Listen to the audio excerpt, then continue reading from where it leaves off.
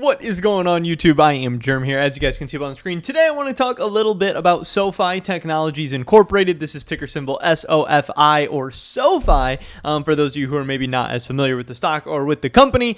And today was a very, very good day to close out the week for Sofi. We're obviously going into a long weekend. I believe the stock market is going to be closed on Monday for Juneteenth, which means, you know, there's going to be 3 days off. We're going to have a shortened week next week, but again, also a longer weekend. So people are having to make that decision whether or not they want to hold these stocks for a longer period of time where, you know, more bad news could come out about the stock market or about Russia, Ukraine, or about inflation or, you know, anything over the weekend. Always gets a little riskier, especially in these downward trending markets. But like I said, good day overall for Sofi. If we look at the rest of the market, Dow Jones was actually in the red today. S&P was just a little bit green, up 0.22%. Nice day for the NASDAQ, almost 1.5%. And the Russell was almost up a full percent. So this was not just a good day for Sofi. This was them really outperforming the markets on a day where most of the major indices were pretty flat. You know, some significant movement in some of them, a little downward movement in others. So impressive day for Sofi. This is not them just riding the wave of the broader market. This is them, you know, making a little splash of their own. We definitely have plenty of news to talk about in this video today. So first we had this from investorplace.com. Sofi stock is down 60% in 2022. However, Sofi insiders keep buying. Anthony Noto, who purchased 600,000 shares of Sofi stock this year. Obviously a very, very good sign to see. Sofi CEO Anthony Noto purchased 46,500 shares on June 13th. On the same day, director Harvey Schwartz purchased 53,000 shares. Noto has now purchased shares on 17 separate occasions this year. Again, we are not even 6 full months into 2022. Again, he's already purchased 17 times. So he's buying multiple times a month, you know, 2, 3, 4 times per month for all of 2022. And obviously, you know, he is buying the dip, because when we look at this thing year to date, it's just gone lower and lower and lower. So if he was buying back here and still believes in the story and the growth and everything of the company, it just makes more sense that as this thing continues to trend further and further down, that he's going to continue to buy. You know, he's been able to get some shares at such a price that he's actually up a decent amount on some of them right now. You know, if you look at from like even from May 10th till now, a month ago until now, you know, you could be up 8.5% in around a month on certain Sofi shares. And again, you know, Noto, he's not buying like tens of millions of dollars of shares or anything like that, but hey, he's buying pretty consistently. You know, he's getting into the hundreds of thousands of dollars, and maybe even the low millions, where he's just going to keep buying. He's going to keep adding, and who knows if this is going to stop anytime soon, because again, the stock still hasn't rebounded. The market's still down. The stock's still down. Just because directors and insiders and CEOs and all this stuff are buying, that doesn't necessarily mean that Sofi is an absolute steal right now. We see insider buying all the time, and the stocks end up going down, especially when the whole market goes down. But what it does mean is that these guys are not selling out, and it means they probably believe in the medium and long-term vision and story here, not only for the stock, but also for the stock price. Like not only for the company, but for the stock and stock price as well, which is a good thing, and I think that should give some confidence to investors or potential shareholders or whoever.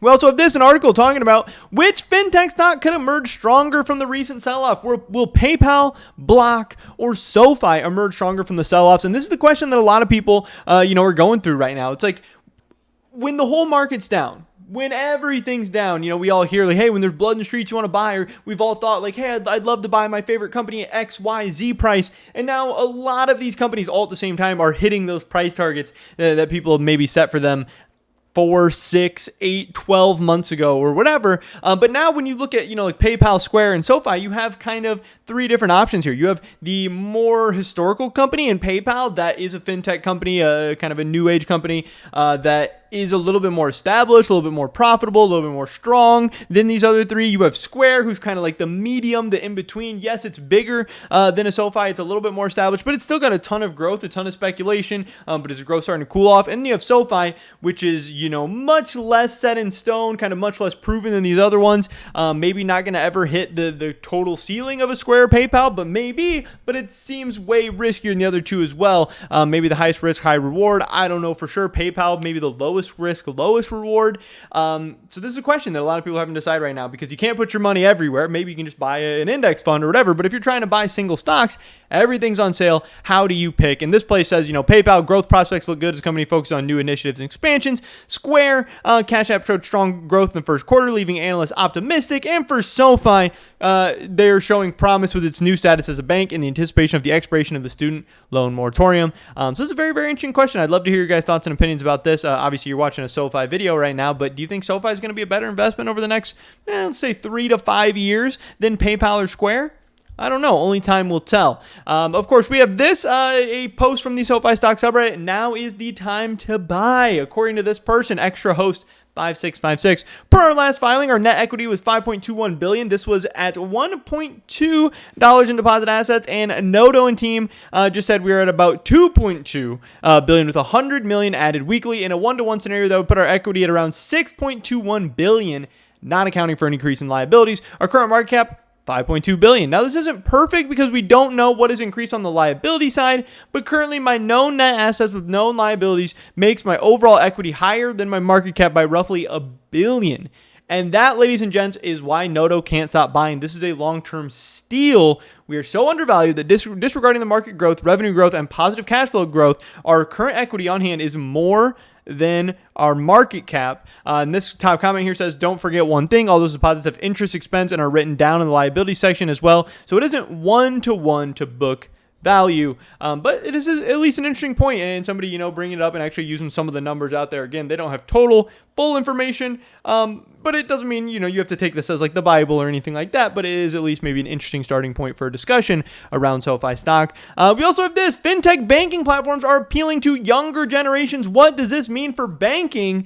And of course, it means the potential for a ton of growth for many, many, many years to come. Like, obviously right now, a lot of this younger generation that they're talking about, they don't have a ton of money. They don't have a ton of assets. They're not getting a ton of loans. And when they are doing this stuff, it's not at very, very big values. And maybe there's not as much money to be made there as more traditional banks, making money a million ways off the boomers and their, hundreds of millions of dollars in assets and all this stuff. But it does mean if SoFi can connect with this younger generation, which is not a small task, but if they can connect with them, if they can get their money, if they can get them into their whole suite of products and services, there is a long, long, long runway to be stealing away market share, market cap from all these big banks, but also just for SoFi to just continue to explode in growth and eventually profitability and profits and all this stuff. And that is why a lot of people are very interested in fintech, because yes, most young people are not as excited about old traditional banks, but they are way more excited about a lot of these digital banks and a lot of these fintechs, the companies and the stocks. We also have this from yesterday. Anthony Noto is the king of buying the dip. Another filing with him purchasing some more shares, which is obviously really cool to see. We talked about this a little bit. Inglewood SoFi Stadium to host matches in the 2026 World Cup. We had some of the World Cup locations and stuff announced today. Now, this is 4 years in the future. I don't think this is going to matter too much, but is at least something cool. And it's just, SoFi Stadium being featured in the news once again, and something that I think will be pretty exciting once the World Cup comes to North America. Then, are the November elections potentially bullish for SoFi? This is a Canadian asking. He says, so I may be ignorant to the inner workings of the American political system, but the elections seem to be leaning right, and the GOP are far less likely to forgive student loans, giving some clarity, and that revenue back will be huge. Student loans was the biggest part of SoFi's business when payments were suspended. Eventually, fundamentals will lead some stocks higher and take us out of this bear market. It might take another year, but we'll make it out on the backs of solid companies, and I believe SoFi is one of those. Now, it is a fine point. It is very possible that, yes, some more Republicans head into office after the midterm elections or whatever, and it's very possible that this means we won't end up seeing any student loan forgiveness or whatever, but SoFi has already said they don't really care if there's student loan forgiveness. They've, in fact, been in favor of the $10,000 per loan in student loan forgiveness because, one, it's going to give clarity on the whole situation. Two, it's going to start student loan payments back up again, which is ultimately what they want for any amounts of money. And, the student loan payments do have some economic merit as well. Forgiving some of them could absolutely stimulate more economic growth by not having people just bogged down with the billions of dollars of student loan debt or whatever's going on. But who knows exactly how big of a deal this is going to be. Last thing I want to talk about in this video today was this, something to make you feel reassured in this red. We are on the right track and could be 2 quarters away from profitability. And again, with stocks like this, especially more speculative, high risk plays, when they get into profitability, once they start making money, that is an awesome thing. That's when your stock price can really start to go crazy. That's when you can get a lot of investors who are maybe on the fence or maybe cautious or worried or whatever. Once you prove to them that you are a actual feasible business model that can make money, can make profit, that is a big day, and that's going to get a lot of people on board, and that will be exciting. So if we are just 2 quarters away from that, that would be absolutely awesome to see and would be a huge day for SoFi. But that is pretty much it for this video today, guys. Let me drop a like if you did enjoy it. I'd appreciate that so much. Leave a comment down below. Let me know what you guys think about SOFI. I'd love to hear your guys' thoughts and opinions. Subscribe, save today, and all my latest content. Hope to catch you guys in the next one. But until then, peace.